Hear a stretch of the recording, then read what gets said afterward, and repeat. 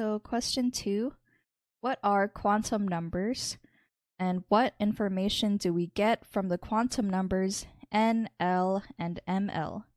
We define a spin quantum number ms, but we do know that an electron literally spins. Okay.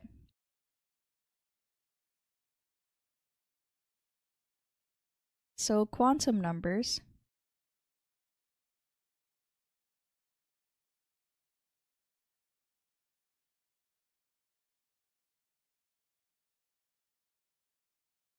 are a set of values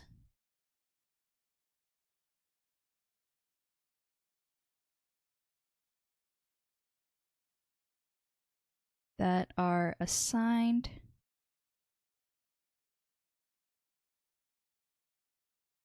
to each electron. So every electron in an atom will have a different set of quantum numbers.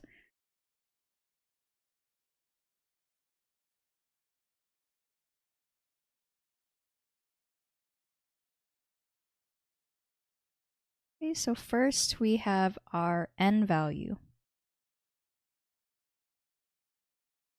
So the n number stands for principal quantum number.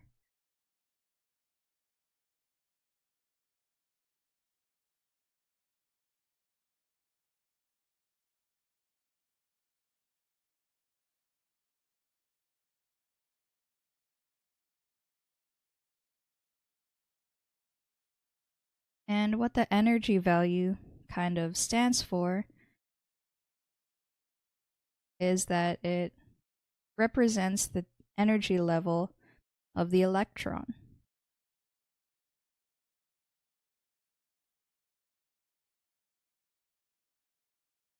And some people refer to it as the shell.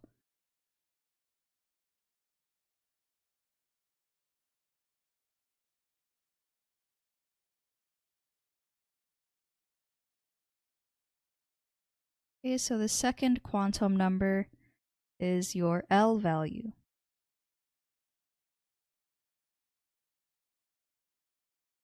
So the L value shows the orbital angular momentum.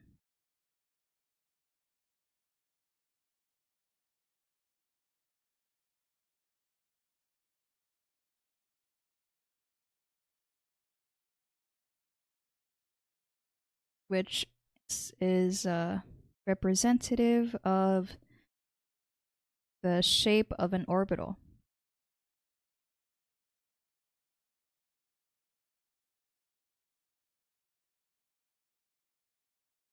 And it can be found because it is just your n value minus 1. So on the right, I'll just write down here. If your L value is 0, then you are in the s orbital. If it is p, your L value is 1. You're in the d, your L value is 2. And if you're in the f, your L value is 3.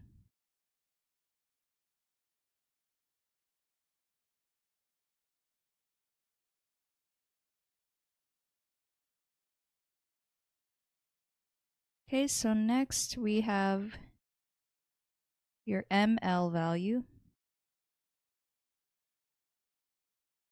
So your ML is the magnetic quantum number.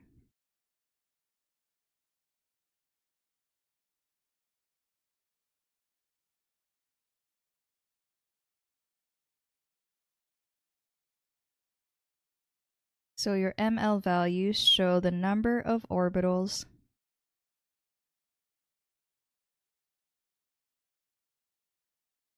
in a certain subshell.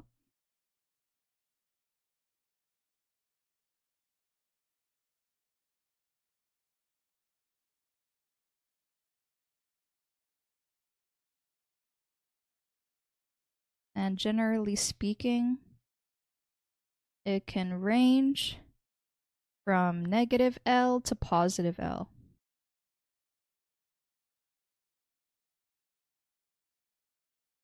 So for example,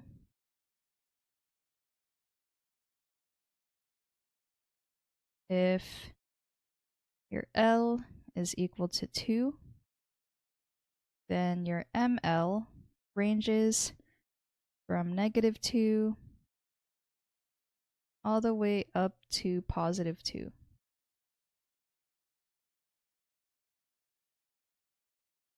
Okay, so lastly, we have your MS.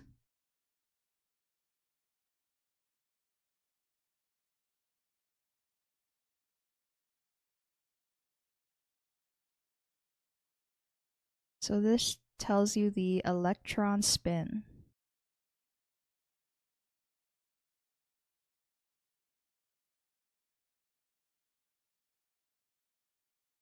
So your MS value can either be positive half or negative half.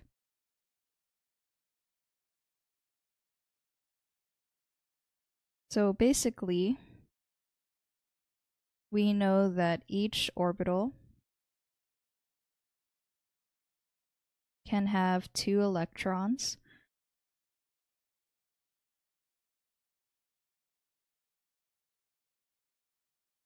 And one of them spins up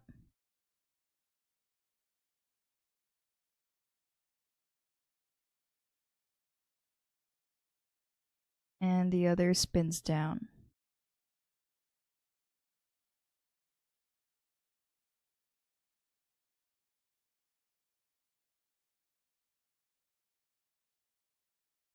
So when it spins up, then your MS value is positive half, and when it spins down, then your MS value is negative half. Okay, so these are all the different quantum numbers. So let's see what the junior tutor said.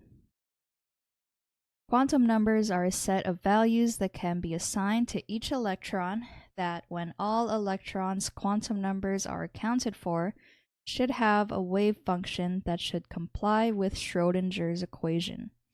There are 4 quantum numbers that can be used to describe an electron. Shown below are the details we could get from each quantum number. 1 is the principal quantum number. The principal quantum number is a positive integer that describes the energy level of the electron. Oftentimes, the term shell can be used to describe this quantum number.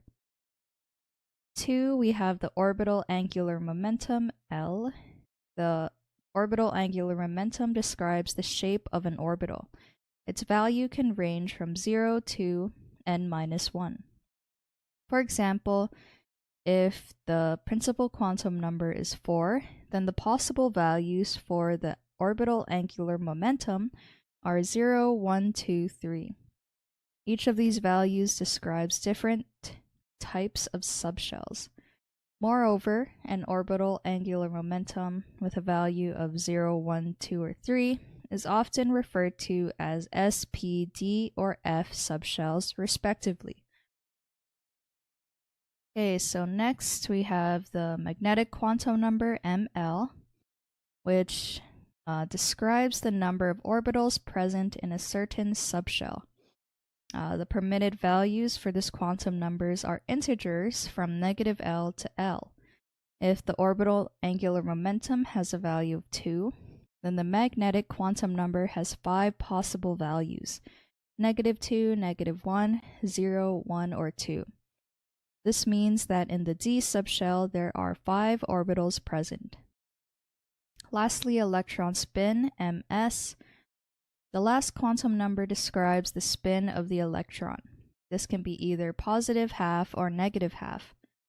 By convention, a positive half spin is denoted as an up arrow, while a negative half spin is denoted as a down arrow. Moreover, in each orbital there can only be 2 electrons, and these 2 electrons must have opposite spins. Although electrons themselves do not literally spin, they have measurable angular momentum. In classical systems, angular momentum is associated with a spinning object. For this reason, the term electron spin was used. Yep, so great answer.